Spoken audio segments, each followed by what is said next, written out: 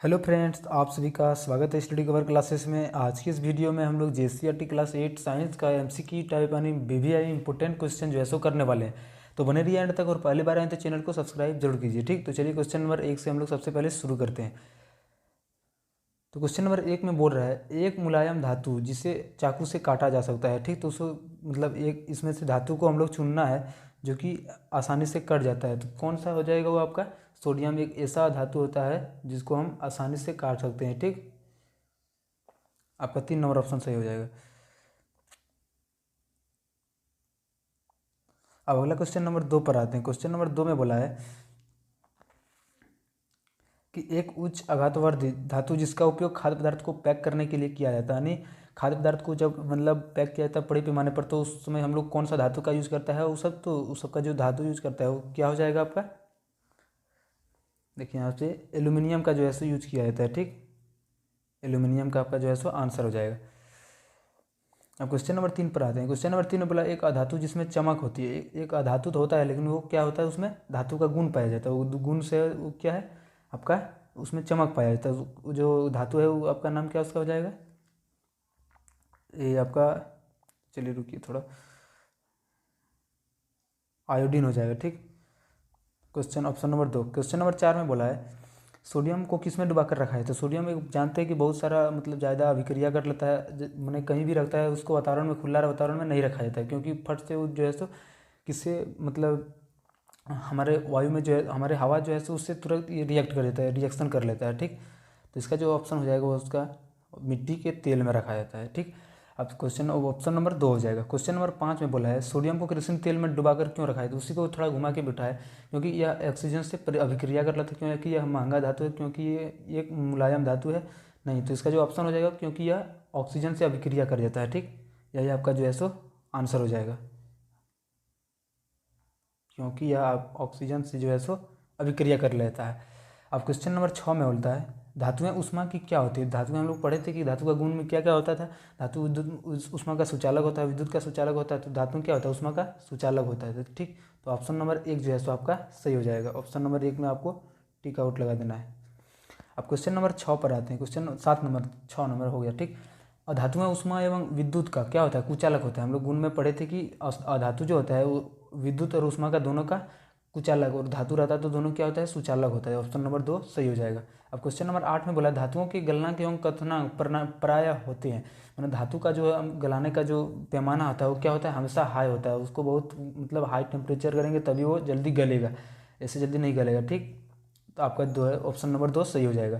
Question number 9 में बोला है धातुएं सामान्यतः किस रंग का होता है। यानी जब धातु कहीं से निकलता है तो वो जो सामान्यतः उसका जो रंग दिया जाता है वो कौन सा रंग दिया जाता है? तो उसका जो रंग दिया जाता है वो भूरा कलर का दिया जाता है। ऑप्शन नंबर 4 हो जाएगा। ठीक, ऑप्शन नंबर ये आपका 4 हो जाएगा।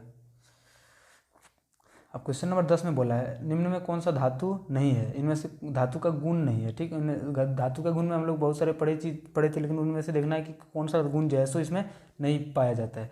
चमक तो पाया जाता है, चालकता भी पाया, चालकता में विद्युत का सुचालक तो होता ही है। तन्यता यानी टान को हम लोग बहुत बड़ा ले जा सकते हैं। भंगुरता यानी ये बहुत नरम नहीं है, ये मतलब ये गलत दे दिया है। ठीक, तो यही जो है सो गुण नहीं होगा।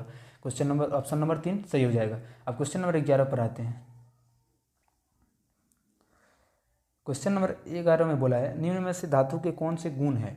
इनमें से मत बोल रहा, पूछ रहा है कि कौन सा गुण जो है सो धातु का गुण होता है। ठीक, तो इनमें चमकीला तो होता है, कठोर होता है, ध्वनिक, इनमें से सभी। तो आपका जो है सो सारा गुण जो है सो धातु में पाए थे, इनमें से सभी 4 नंबर ऑप्शन सही हो जाएगा। अब क्वेश्चन नंबर 12 में बोल रहा है इनमें से कौन सा अधातु कमरे के ताप पर भी वायु के साथ अभिक्रिया कर सकता है। तो श्वेत फास्फोरस यानी रेड व्हाइट फास्फोरस जो होता है कमरे के ताप पर जिस तरह पारा करता है धातु में, वैसे ही अधातु में क्या श्वेत फास्फोरस हो जाएगा। ठीक, इसका जो ऑप्शन नंबर 12 का एक जो है सो सही हो जाएगा। आप लोग बढ़िया से लगा लीजिए यहाँ से, 1 नंबर श्वेत फास्फोरस सही हो जाएगा। ठीक, अब क्वेश्चन नंबर 13 पर आते हैं। क्वेश्चन नंबर 13 में वो कौन सा धातु है जो विद्युत का सुचालक होता है। एक धातु अपवाद में भी होता है जो कि विद्युत का सुचालक होता है। वो धातु कौन सा होता है?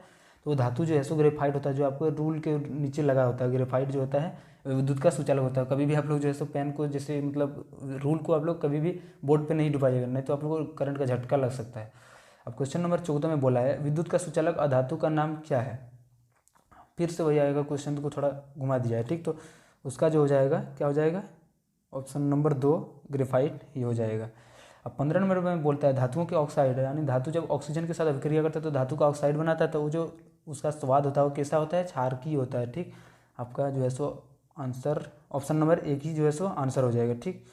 इस तरह से आपको, चलिए बढ़िया से इसको लगाते हैं, क्षारकीय जो है सो आंसर सही हो जाएगा। अब 16 नंबर बोल धातुओं के ऑक्साइड होते हैं, तो क्या होते हैं धातुओं के ऑक्साइड, अधातु है, ठीक। वहाँ धातु था, इसमें अधातु के ऑक्साइड क्या होता है, अम्लीय, उसका उल्टा होता है, ठीक। वो क्षारीय था, ये आपका अम्लीय हो जाता है, यानी इसका जो आंसर हो जाएगा वो क्या हो जाएगा, अम्लीय हो जाएगा।